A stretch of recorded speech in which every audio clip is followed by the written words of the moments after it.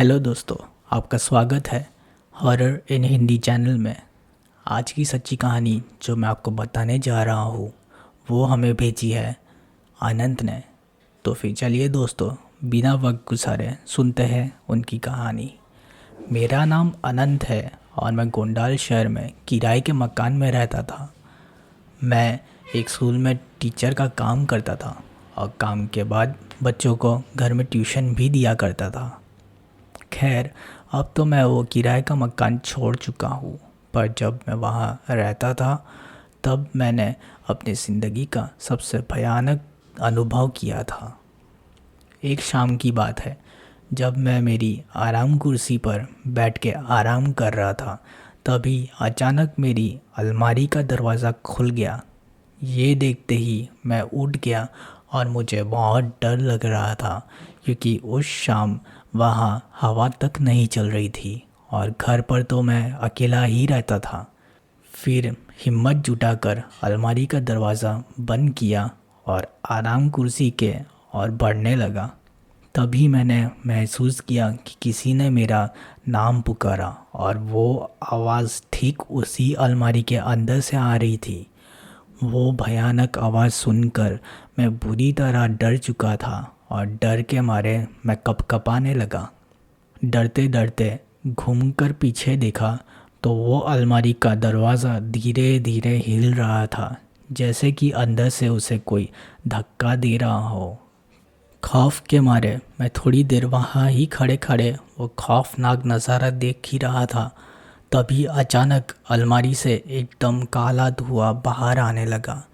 ये सब पालौकिक घटना देखकर मेरी चीख निकल गई। मैं तुरंत ही घर के बाहर भाग गया और मेरे पड़ोसियों को सारी बातें बताने लगा। फिर मैं और मेरे थोड़े पड़ोसी हिम्मत करके उस घर में दाखिल हुए। पर जब हम अंदर गए और वहाँ का मंजर देखा तो हम सबके ही होश उड़ गए।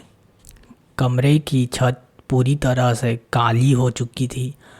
अलमारी के दोनों दरवाजे उखड़ गए थे और सारा सामान नीचे ज़मीन पर बिखरा हुआ था। हम सब कुछ सोच और समझ पाते उससे पहले ही वहाँ रखी अलमारी एक झटके से नीचे गिर गई।